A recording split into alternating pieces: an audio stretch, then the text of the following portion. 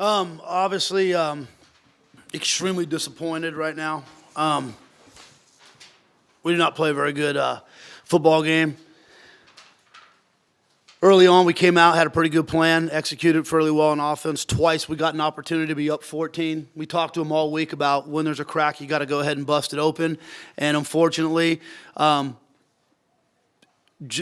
just bad on defense. I mean, you get up 14 and you give up a 70-yard touchdown, and then you get up 14 again and you give up a 75-yard touchdown, uncontested, blown coverage. You get back up and you give up a big kick return, punt returns. I mean, obviously it hurt with Armani going down.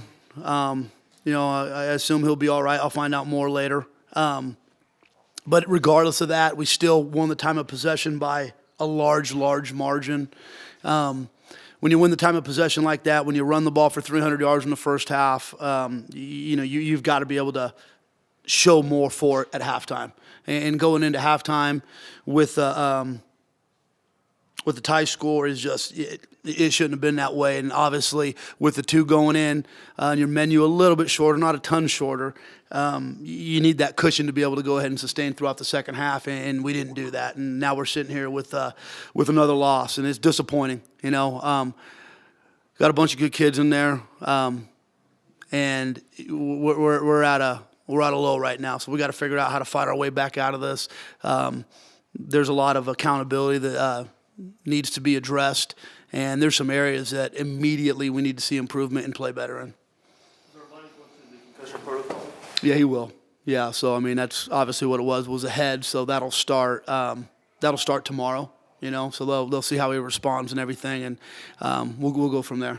Are you going? I know it's early, but are you going on thinking that you got to get Kurt ready at this point? Kurt and Johnny. You may see a little bit of both. We're kind of in a rough situation at the will linebacker spot. Bailey Lowelangi went out. Jacob Rominger tore his knee. He's a JUCO transfer, so he tore his knee in camp, so he's out for the season.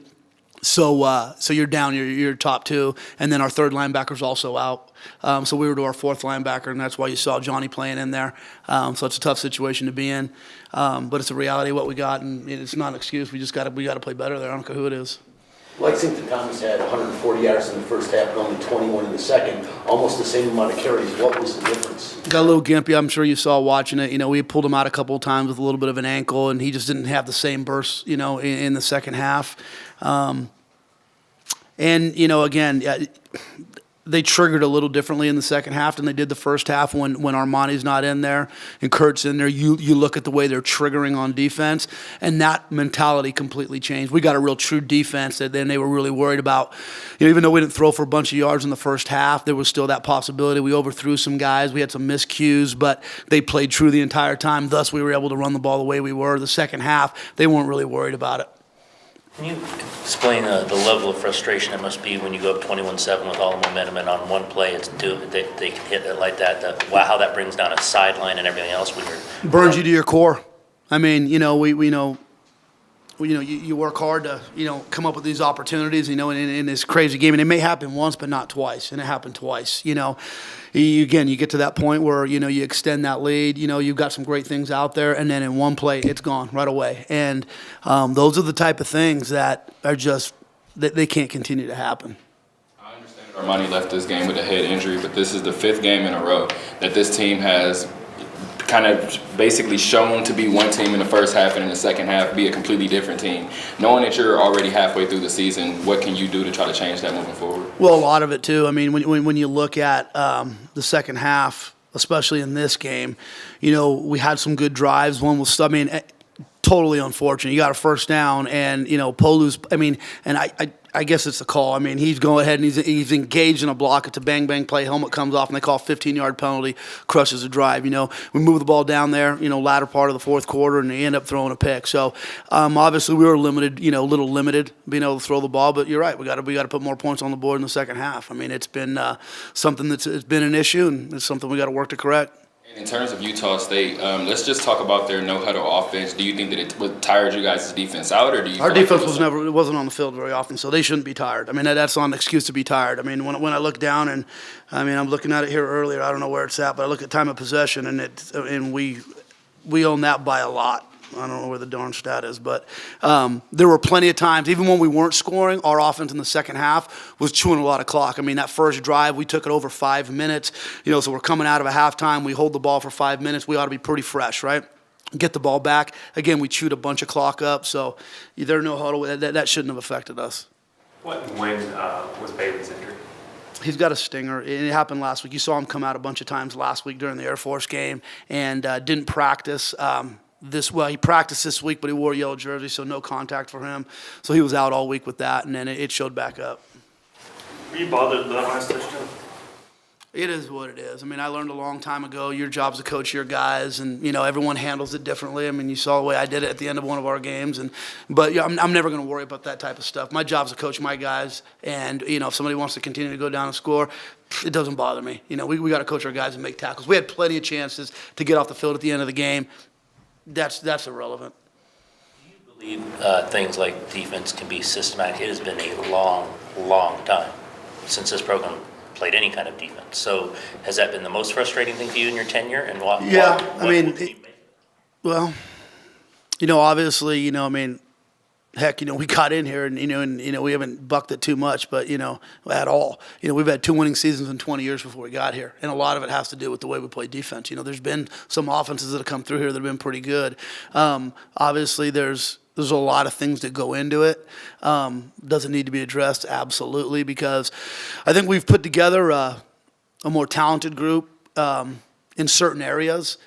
We've shown that we can be explosive. The problem is we've got to be able to make stops when we need to make stops, and we've got to be able to play better on special teams. In turn, I mean, that was just as big as some of those huge returns. I mean, you're flipping the field, and offense moves the ball down to the 50-yard line.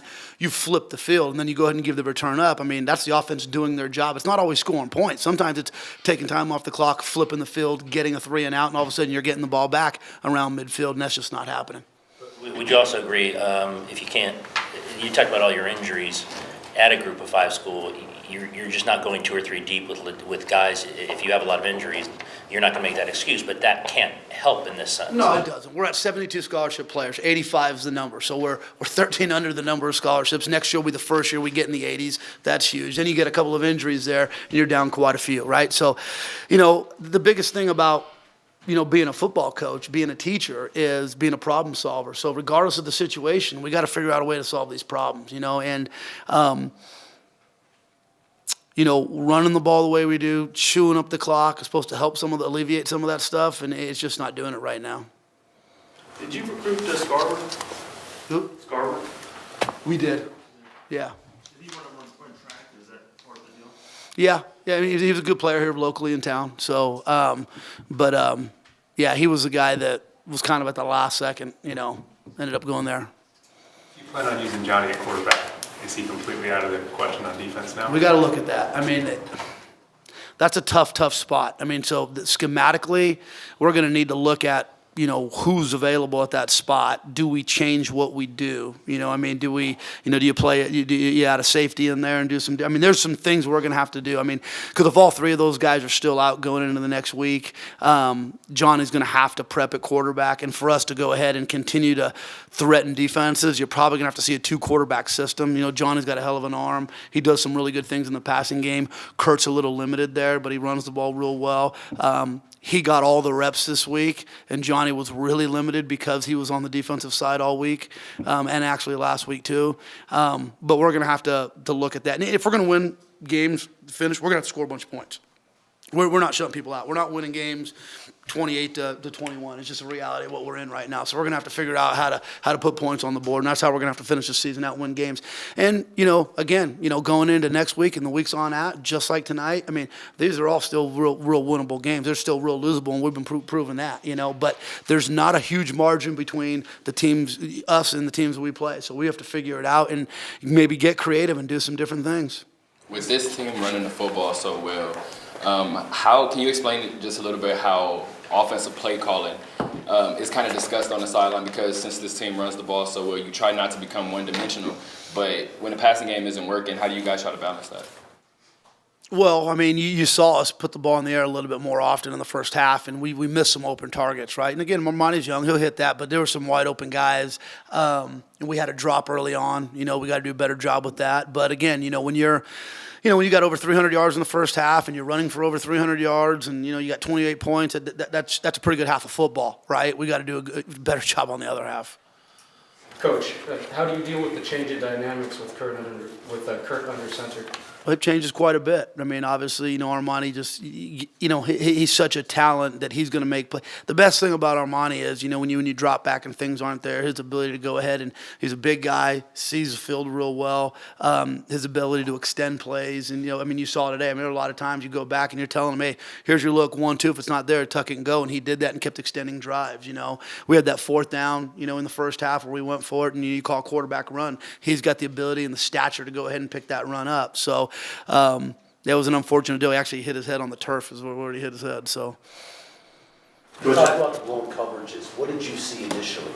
guy running right by us. I mean, what do we see initially? I mean, you're in a cover 3 look, and you got a guy running down the seam, and we don't get any wood on him. That means get some body on him, right? And you have a safety that's not where he needs to be, and yeah, that's a tough deal.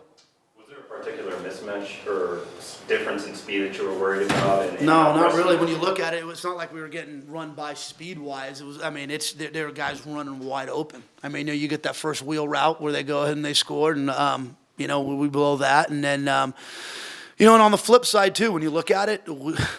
We ran a wheel route too and had a guy wide open 30 yards past everybody in the first half, and we just don't see it. You're reading the safety runs out to take the outside wheel route, which was Woods. You've got a guy 30 yards running down the middle of the field, and we don't see it. That's youth and inexperience, and the more Monty does that, the better he'll get at it. Same thing, end of the game. I don't know if the game's out of reach or not. 7 minutes left. We go down there and we run a wheel with Lex. Safety jumps on it. There's a guy standing wide open in the middle of the end zone. So, and that's a number 2, just, not getting the look enough. And Armani's really good at showing off that athleticism when he breaks. But are you worried about the way he runs when he's out in space? I don't know. You watch Clemson play, you watch Louisville play, you watch college football nowadays. That's kind of, you recruit a guy to be that guy, and that's kind of the nature of the offense that we have. And he's a special guy, and he's shown that time and time again. But when you have a running quarterback type of offense, that's what you're going to do. You can't stop doing that. Coach, you're charged with the responsibility of being realistic but optimistic with 5 games left. How do you do that? You know what? It's one day at a time. It really is. I mean, I've we've all you go through a lot of things in your life, your coaching career. This isn't the first time I've had my back against the wall, and and all those guys in the locker room, every one of those kids, our university, everyone's going to look at you, and how are you going to respond? I mean, I don't have it in me to put my head down and to quit and to make excuses and whine about things. You just got to keep your head down and go to work. I knew how hard this job was going to be when I took it, and it's proved to be that. And at times it looks like we've gotten better and made some headway. At times it looks like we're a little stuck in the mud. We've got to figure this thing out, and there's a lot of football left to be played. So thinking long term and where it's all going to end up doesn't really serve a purpose. So the biggest thing to me is tomorrow going back in and getting my guys right. The frustrating thing is, and I'm sure you all see it, you haven't seen a team that quits, because the way they go out and execute and play in the first half of every single game, they're ready to go. We show how limited we are in certain areas as the game goes on. Our game plans there, our ability to move the ball, our ability to put points on the board, our ability to do certain things, is there. There's been quite a few times where we've had plenty of opportunities in the last 3 weeks in the first half.